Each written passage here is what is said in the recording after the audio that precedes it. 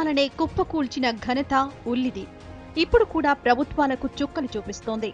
రాష్ట్రంలో, దేశంలో కొత్త ప్రభుత్వం ఏర్పాటై నెల కూడా కాలేదు. ఉల్లి ధరలు అమాంతం పెరిగిపోయాయి. ఆకాశానికి ఎగబాకుతున్న ధరలను అదుపు చేయడమే ప్రస్తుతానికి ప్రభుత్వాల ముందున్న అతిపెద్ద సవాల్.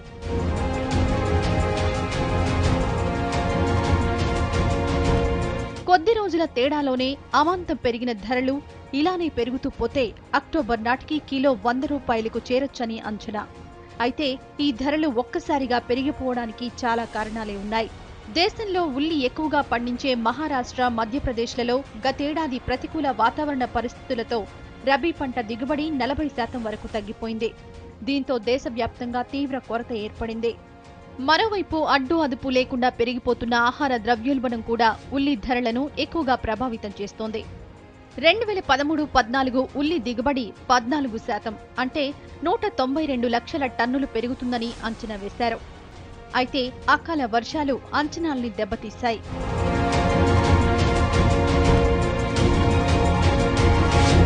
అక్టోబర్ నాటికి ఉల్లి ధర కిలో 100కు చేరుతుందనే అంచనాల నేపథ్యంలో ధరల అదుపుకు ప్రభుత్వం ముందు కొన్ని మార్గాలున్నాయి. అయితే అవి అంత ఈజీ కూడా కాదు, అలాగని అసాధ్యం కాదు. ప్రస్తుతం దేశంలోని వేర్వేరు ప్రాంతాల్లో 20 నుంచి 30 వరకు ఉల్లి ధరలున్నాయి. కేంద్ర ప్రభుత్వం చర్యలు తీసుకుంటే ధరలను లాంగ్ రన్లో నియంత్రించడానికి అవకాశాలున్నాయి. మొదటిది ఎగుమతులను నియంత్రించడం. ఎగుమతులను ఆపేసి ఉల్లిని మన అవసరాలకు వినియోగించుకోవడం. రెండోది సరైన టైంలో దిగుమతులను ప్రోత్సహించడం. ఇప్పటికిప్పుడు జనాగ్రహం నుంచి తప్పించుకోవాలంటే ఈ 2 ప్రత్యామ్నాయాలే ప్రభుత్వం ముందున్నాయి.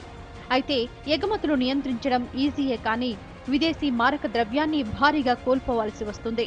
ప్రస్తుతం కనీస ఎగుమతి ధర టన్నుకు $300గా ఉంది. గతేడాది ఉల్లి కొరత ఉన్న సమయంలో $1200లకు తాకింది.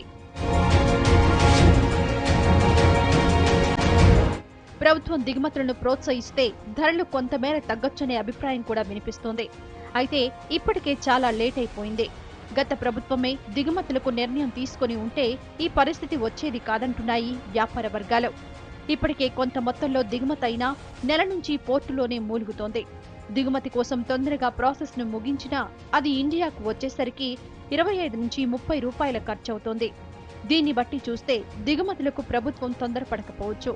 ప్రభుత్వ నిర్ణయాలు ఎలా ఉన్నా ఉల్లి కొనాలంటేనే భయపడుతున్నారు జనం.